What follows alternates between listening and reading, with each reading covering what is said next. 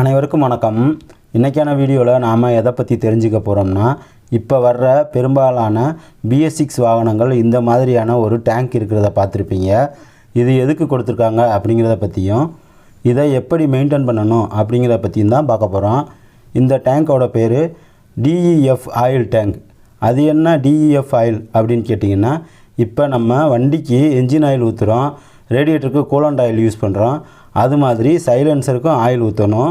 அந்த ஆயிலோட பேர் தான் இந்த டெஃப் ஆயில் அப்படின்னு குறிப்பிடுறாங்க.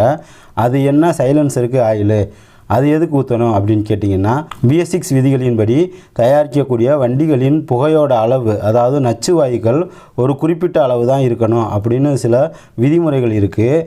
அதன்படி தயாரிக்கக்கூடிய வாகனங்களுக்கு தான் விற்பனை செய்யக்கூடிய அனுமதியே தர்றாங்க. அதனால தான் உற்பத்தியாளர்கள் அந்த BS6 நாம்ஸுக்கு ஏற்றாப்பில் வாகனங்களை உற்பத்தி பண்ணுறாங்க.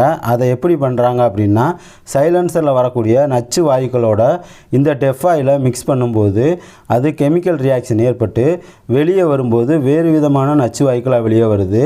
அந்த நச்சு வாயுக்கள் மனிதர்களுக்கு தீங்கு ஏற்படாதவாறு குறைக்கிறாங்க. அதாவது நமக்கு ஒரு 100% பாதிப்பு ஏற்படுறதுலேருந்து 60% குறைக்கிறாங்க. அதுக்காக தான் இந்த டெஃப் ஆயில் பயன்படுத்துகிறாங்க. இந்த டெஃப் ஆயிலை டீசல் எக்ஸாஸ்ட் ஃப்ளூயிட் அப்படின்னு குறிப்பிடுவாங்க. சரி, இந்த டெக்னாலஜியை எல்லா உற்பத்தியாளர்களுமே பயன்படுத்துகிறாங்களா அப்படின்னு கேட்டிங்கன்னா கிடையாது. ஒரு சில உற்பத்தியாளர்கள் ஒரு சில மாடல்களில் தான் பயன்படுத்துகிறாங்க அப்படிங்கிறத தெரிஞ்சுக்குங்க. மற்ற உற்பத்தியாளர்கள்லாம் எப்படி அப்படின்னு கேட்டிங்கன்னா, LNT லியனாக்ஸ் டெக்னாலஜி அப்படிங்கிற வேறொரு டெக்னாலஜியை பயன்படுத்துகிறாங்க. உதாரணத்துக்கு தோஸ்தில் இந்த டெஃப் ஆயில் சிஸ்டம் கிடையாது. டாட்டாலேயே இன்ட்ரா V30 மாடலில் கிடையாது. இதுலேயும் வேறுபாடுகள் இருக்குது. அதனால் உங்கள் வண்டியில் இந்த டெஃப் ஆயில் சிஸ்டம் இருக்கா அப்படின்றத தெரிஞ்சுக்குங்க. இது கமர்ஷியல் வெஹிக்கிளுக்கு மட்டும் இல்லை, ஒரு சில கார் கம்பெனிகளும் இந்த டெஃப் ஆயில் சிஸ்டம் கொடுக்குறாங்க அப்படிங்கிறத தெரிஞ்சுக்குங்க.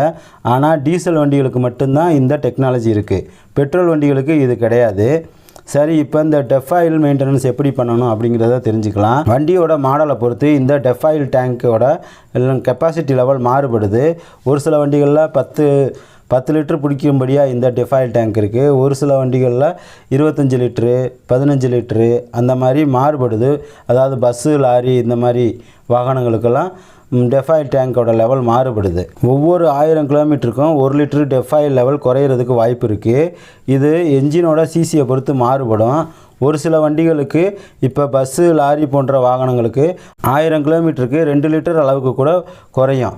இது ஒரு உத்தேசமான மதிப்பு தான். இதை நாம் தெரிஞ்சுக்கிறதுக்கு வண்டியோட டேஷ்போர்ட்லேயே மீட்ரு கொடுத்துருக்காங்க. அதை நம்ம பார்த்து தெரிஞ்சுக்கலாம். அதாவது டீசல் டேங்க்கில் எவ்வளவு டீசல் இருக்குது அப்படிங்கிறத தெரிஞ்சுக்கிறோம் இல்லையா, அது மாதிரி இந்த டெஃப் ஆயிலுக்கும் லெவல் இண்டிகேட்டர் இருக்குது.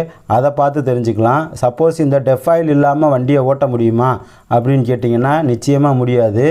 டெஃப் ஆயில் இல்லைன்னா வண்டி ஸ்டார்ட்டே ஆகாது. திரும்பவும் நாம் இந்த டெஃப் ஆயிலை ஊற்றுனா தான் வண்டி ஸ்டார்ட் ஆகும். இந்த ஆயிலோட விலைன்னு பார்த்தீங்கன்னா 1 லிட்டரு 60 ரூபா வரைக்கும் இருக்கும்.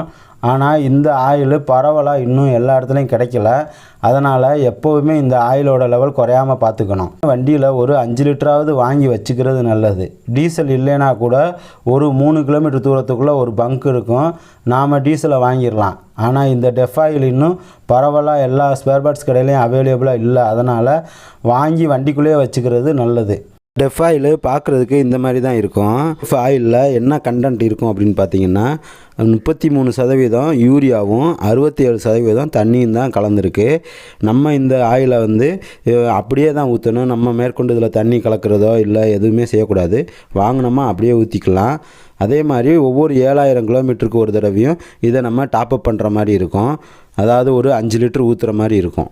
நம்ம சேனலில் ஏற்கனவே BS6 வண்டி வாங்குறதுக்கும் BS6 வண்டியை மெயின்டெனன்ஸ் பண்ணுறதுக்கும் தனியாகவே ஒரு வீடியோ போட்டிருக்கேன். அந்த வீடியோவை பார்த்து இன்னும் விவரமாக தெரிஞ்சுக்கலாம்.